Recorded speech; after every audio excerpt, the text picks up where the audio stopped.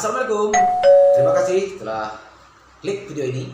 Ya, kali ini saya akan bercerita tentang pengalaman saya mengobati atau menolong pasien-pasien saya. Ya, ada seorang anak ya, sebut namanya Riko. Karena dia ada kencing sembarangan di suatu tempat yang sangat bersejarah di Riau ini, yaitu Kerajaan Sri Indrapura, Siak Sri Indrapura. Sedikit nih buat pengetahuan kita, Kerajaan Siak Sri Indrapura itu didirikan pada tahun 1723 dan didirikan oleh Raja Kecik. Jadi makanya tempat itu sangat bersejarah sekali dan banyak dikunjungi oleh para wisatawan, baik itu dari mancanegara maupun dari dalam negeri kita sendiri, apalagi dari orang Riau ya, orang Pekanbaru, orang mana, itu selalu terkunjungi. Jadi Riki ini yaitu seorang mahasiswa di salah satu perguruan di Pekanbaru. Dia juga ikut pergi berwisata ke sana.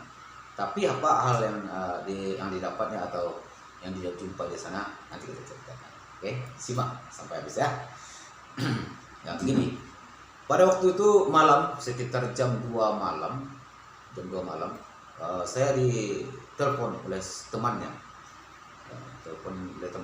Jam 2 malam lewat. Dia katanya, ini benar nih Pak Rizal katanya. Iya Pak, iya ada apa? Ya ini minta tolong Pak katanya. Ada teman saya nih yang kerasukan katanya. Yang udah 1 minggu ini nggak sadar-sadar, marah aja, ngoceh sendiri, mau lari, mau pergi aja katanya. Oh gitu. Saya tanya, dari mana dapat nomor saya? Ya dari Google Pak, saya tengok di Google ada lupa nama Bapak, ya saya hubungin katanya.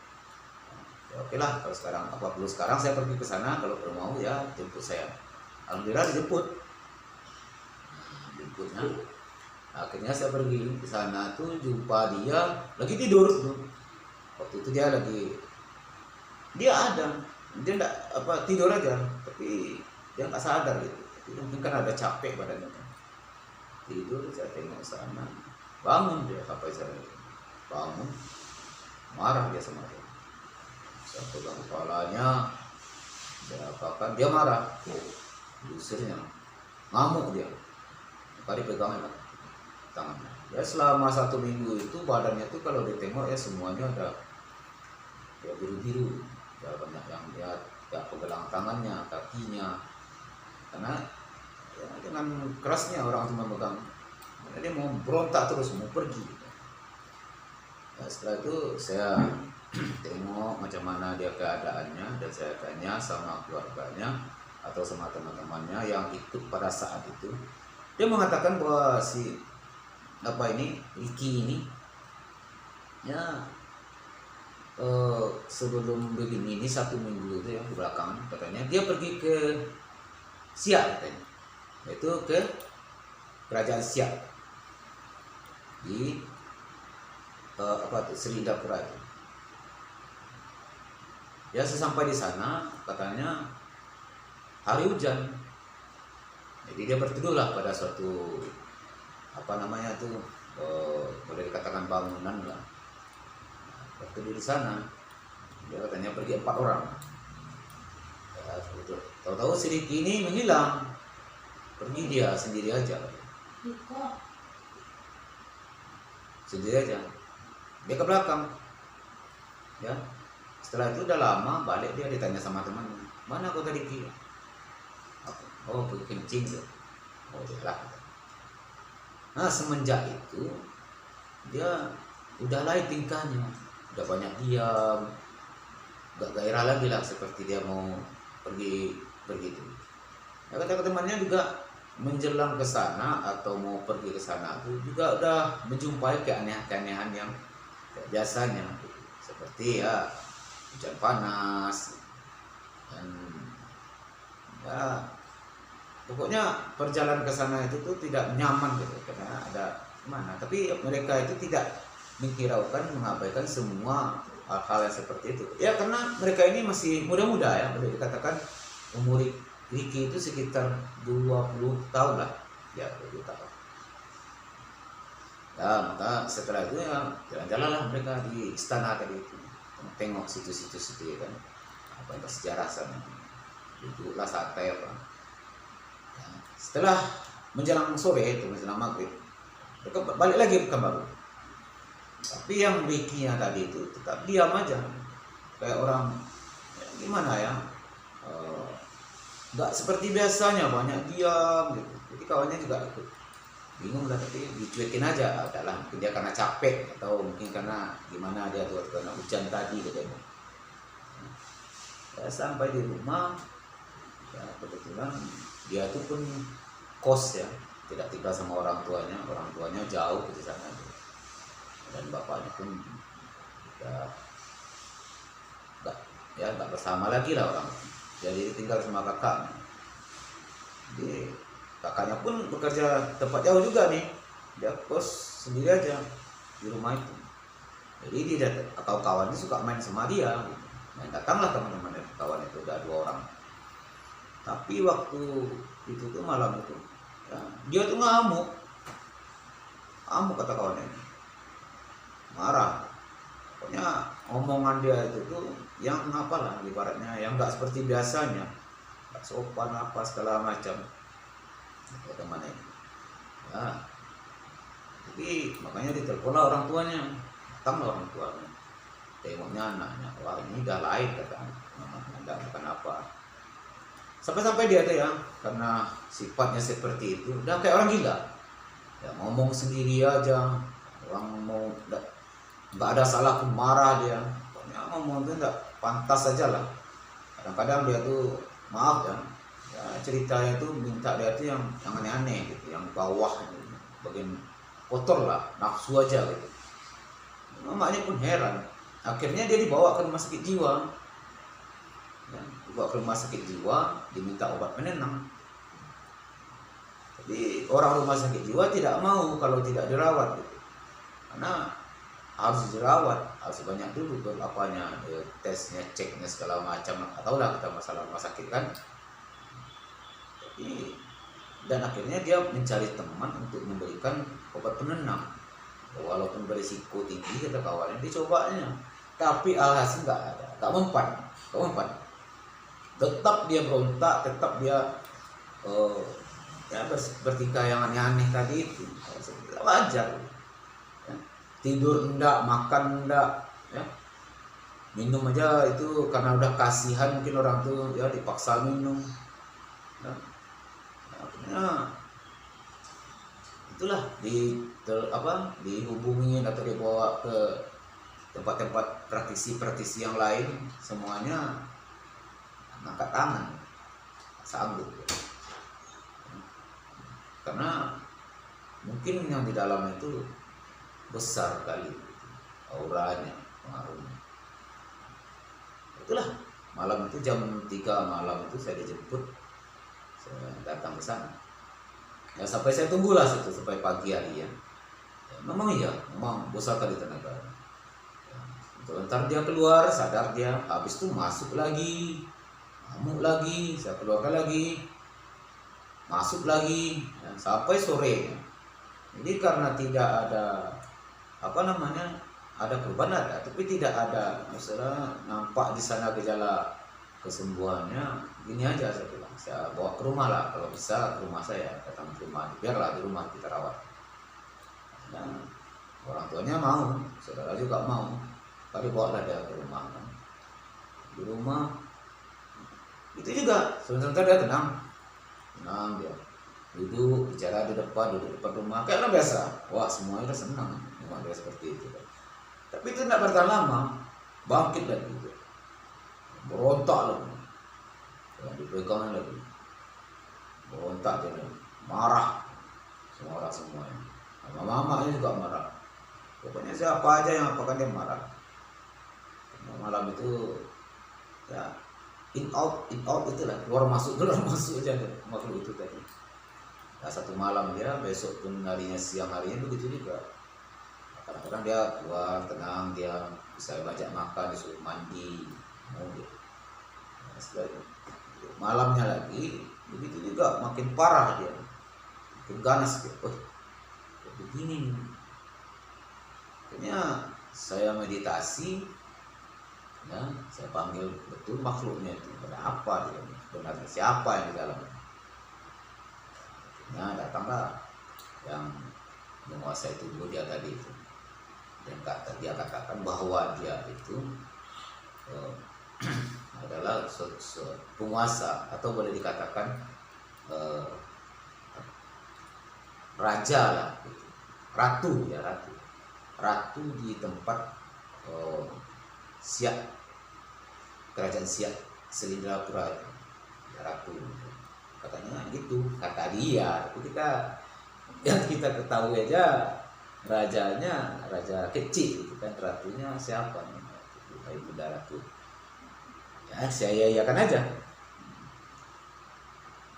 Tapi saya tanya, kenapa kamu mengganggu dia? Kenapa kamu masuk ke tubuh ini?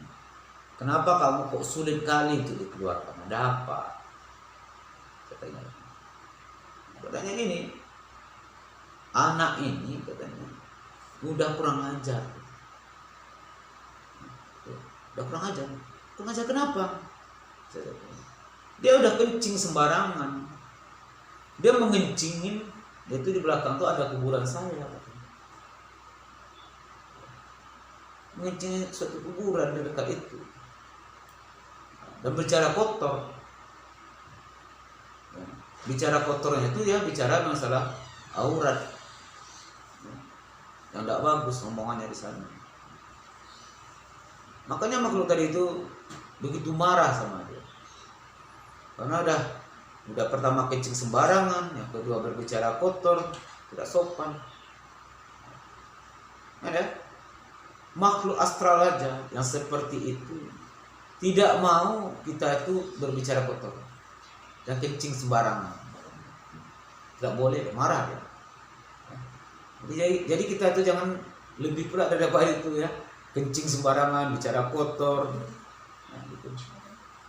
Sedangkan makhluk itu aja marah. Jadi bagaimana nih? Apa tidak kasihan dengan anaknya? Tolonglah, keluarlah. Kasihan, dia masih muda. Mungkin dia waktu itu tidak tahu, tidak tampak. Ya? Makanya dia seperti itu. Kalau sekiranya dia tahu, dia tampak, mungkin dia tidak akan berbuat seperti itu. Maklumlah, dia itu manusia biasa, manusia awam, tidak mempunyai kelebihan. Kan beda kita itu kan ada antara manusia dan yang gaib. Kalau manusia ya tidak menampak yang gaib, tapi kalau gaib tadi menampakkan, nampak dia manusia. Jadi tolong dimaafkan dia. Ya tidak bisa. Dia ini harus saya bawa. Dia harus mati. Akan saya jadikan budak di kerajaan saya. Jadi bangsa yang masuk ke dalamnya itu ya boleh dikatakan juga ya kayak ular gitu. Dia ratu ular. Memang ya. Nah kakinya, jempol kaki itu selalu gerak-gerak. Bagaimana kayak ekor ular, selalu gerak-gerak. Gitu. Kalau itu dipegang jadi dia paksa keluar, maka keluar itu. Katanya itu dia harus saya bawa. Kalau saya jadi budak sana. Kalau saya sandra, ya janganlah. Dia itu kan manusia. Dia terkilah, itu salah. Maafkan dia. Saya mau memaafkan dia. Ya, dengan syarat ya, mendatangi lagi ke tempat itu, ke kerajaan Siak Selindrapura itu. Dia harus datang lagi ke sana, minta maaf atas kesalahan dia. Tapi macam mana? Sementara dia seperti ini, macam mana dibawa? Macam mana dibawa dia ke sana? Keluarlah dulu sementara, biar kami datang ke sana. Dia tidak mau, bawa aja katanya. Bawa orang tuanya. Nanti sampai di sana itu, ya kami akan ya memaafkan dia. Ada syarat-syaratnya? Ya nggak ada. Syarat-syaratnya nggak ada. Kami tidak meminta syarat. Cuman dia tuh harus meminta maaf di tempat itu. Okelah tuh. Terima kasih ya, atas semua keterangannya. Setelah itu saya panggil orang tuanya. Saya bilang sama orang tuanya, begini, Bu, si Riki ini memang ya sebagai yang mana yang diceritakan oleh temannya betul sekali. Dia itu udah kencing di sembarang tempat. Ya, karena di belakang itu waktu dibangun itu ada kuburan dekat situ. Nah, dia kencing di sana. Dan juga di sana itu dia bercerita carut-carut lah, cerita kotor lah, atau berbicara kotor lah dia di sana. Makanya makhluk ini menjadi marah dan membuat dia seperti ini. Jadi apa kata Ibu? Jadi bagaimana Pak solusinya? Ya solusinya dia itu harus minta maaf ke sana, kembali lagi ke sana, minta maaf di sana dia. Pak, makhluk ini mau berubah. Tapi kadang-kadang kita tidak bisa juga ya percaya kepada apa gimana maksudnya janji-janji dan dia nipu. Itu setan itu tadi katanya tadi dia ragu pertama, yang kedua nanti mana tahu udah datang ke sana ya. Kalau dia udah marah mau ambil ya dia ambil.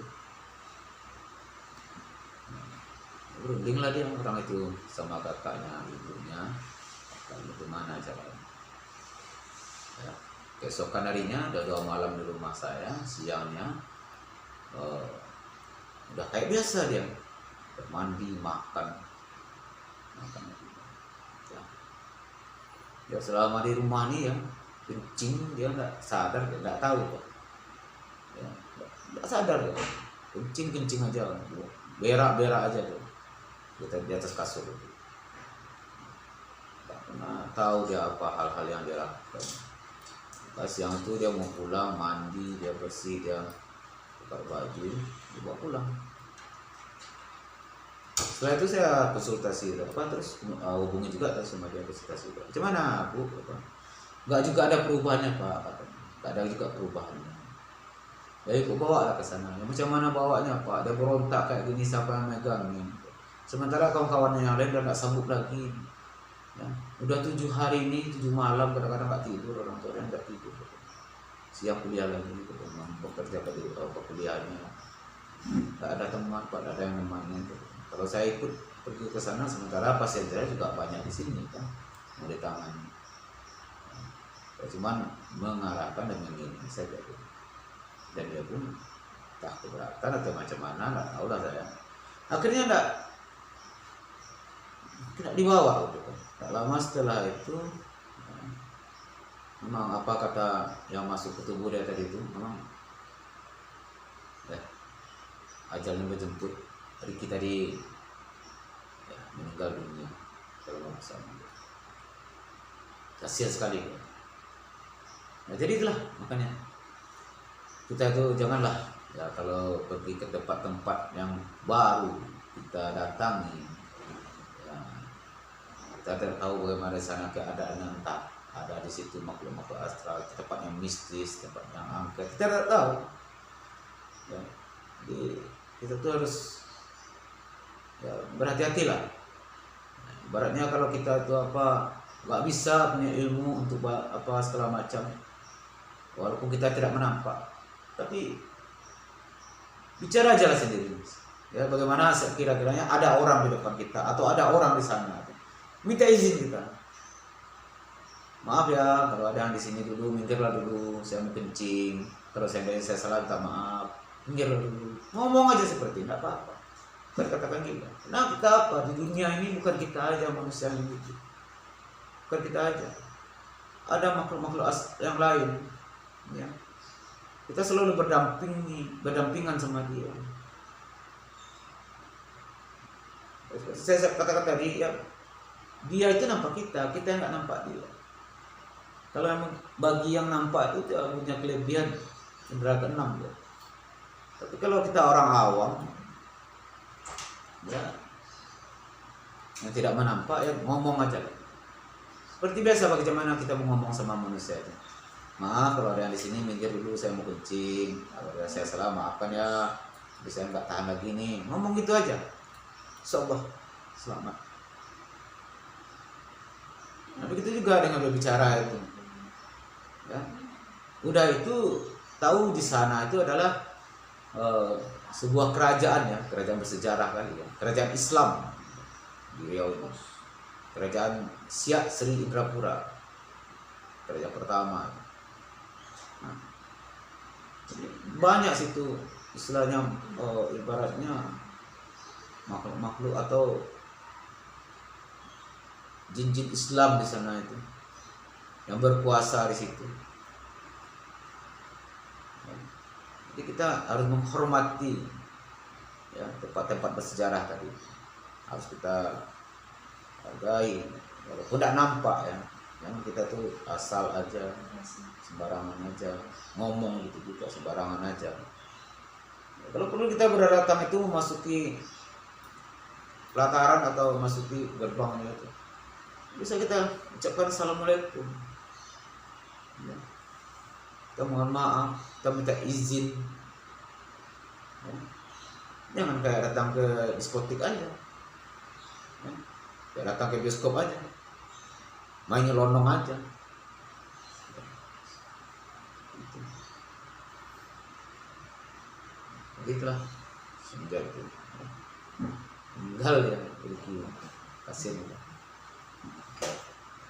ya. Saya cukupkan dulu ya cerita saya yang sampai di sini dulu. Itulah ceritanya. Saya cukupkan dulu sampai di sini. Dan sekiranya ya, teman-teman Gus Rizal yang menonton ini, kalau ada cerita-cerita mistis ya boleh kirimkan melalui WA saya. Dan saya juga mengajak nih, kalau tidak sempat nonton, kalau tidak mau nonton gitu, kalau hobinya baca, boleh bergabung di grup saya di FB, yaitu pengobatan alternatif surah Al-Fatihah dan ramalan indigo atau Syar'i ya. Bergabung di sana. Di sana saya juga menceritakan ya, pengalaman-pengalaman saya dalam mengobati atau menangani penyakit seseorang. Juga bisa di sana itu bertanya ya mengenai apa, dan juga ada di sana tuh nanti ada WA saya juga di sana ya. Boleh bergabung kita di sana. Apa yang mau ditanyakan silahkan ya, atau boleh komen juga. Semuanya di grup itu kita akan menerangkan bagaimana ilmu-ilmu tentang ilmu-ilmu gaib gitu. Juga ada ilmu-ilmu agama ya. Jangan lupa ya, subscribe, like dan share, komen juga boleh. Kita tunggu ya. Saya akhiri cerita saya sampai sini dulu. Saya tutup dengan assalamualaikum warahmatullahi wabarakatuh.